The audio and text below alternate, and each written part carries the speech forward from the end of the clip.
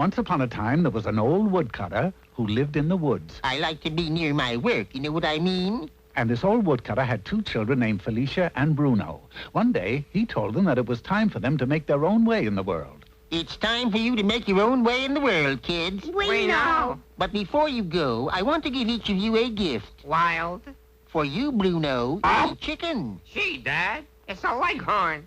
And for you, Felicia, a pot of pinks. They're small gifts, to be sure. You can say that again. But one of them is magic. Which one? I forgot. Well, have a nice trip, kids. Bye, Dad. Right if you get rich. And the two children set out to make their way in the world. What are you going to do with a pot of pinks, if that's what they are? What are you going to do with a miserable chicken? Obviously, you haven't made the fairy story scene. What I undoubtedly have here is a magic chicken that lays golden eggs. Stand back. She's going to lay one right now. There you see? A golden egg. Doesn't look gold to me. Yes, sir, a golden egg. Oh, it's the gracious life for me from now on. Looks like a regular egg. Jaguars, Brooks Brothers suits, winters in Jamaica. Regular chicken egg. There you'll be sniffing your pot of pinks while I'm down at 21, even 22. But that's fairy stories, yes, sirree.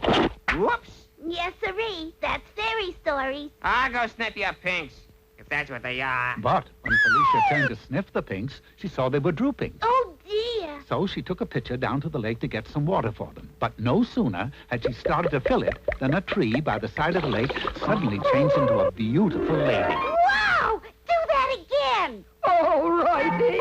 That's sensational. Well, that's fairy stories. I wish my brother could see that. He's a nut for that kind of thing, you know, witches, magic, and like that. Meanwhile, back at the chicken. You're not magic. You're nothing but a stupid Plymouth Rock. You're no better than a crummy pot of pinks that... Hey! If you're not magic, it must be the pot of pinks that's magic. I should have known. With a dizzy name like pot of pinks. No comments. So Bruno stole the pot of pinks and substituted a cabbage in its place. A short time later, Felicia returned with the pitcher of water. Wow, you really were thirsty, weren't you? Felicia, I don't know how to tell you this, but that isn't a pot of pinks. No? No, it's a cabbage. Your brother has the real pot of pinks, if that's what they are. Well, aren't you going to do something magic to get them back? No, the only trick I can do is to change from a lady to a tree and vice versa. Well, that's fairy stories. But when Felicia set the cabbage down on the ground... Ouch!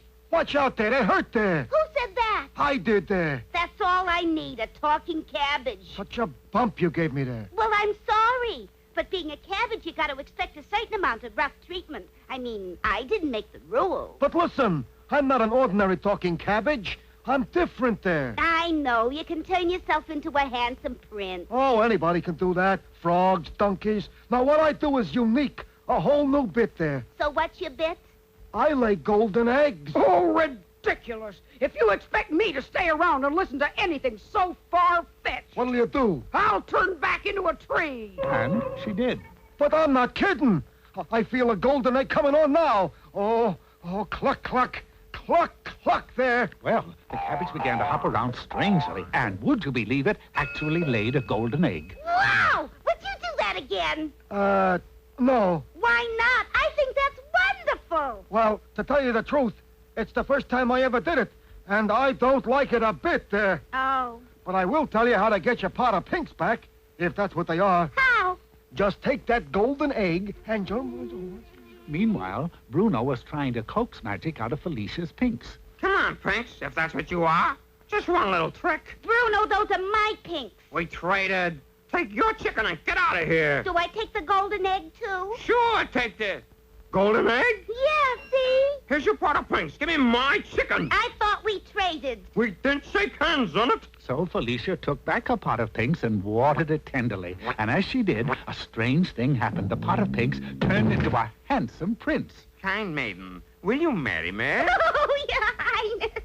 Just call me Pinky. So Felicia and the prince were wed, and Bruno, well, he was so insistent that the chicken really did start laying golden eggs. Anything to stop him from bugging me. So they all lived happily ever after, which just goes to show the power of positive thinking. Or as we call it, the power of positive pinking. Well, that's fairy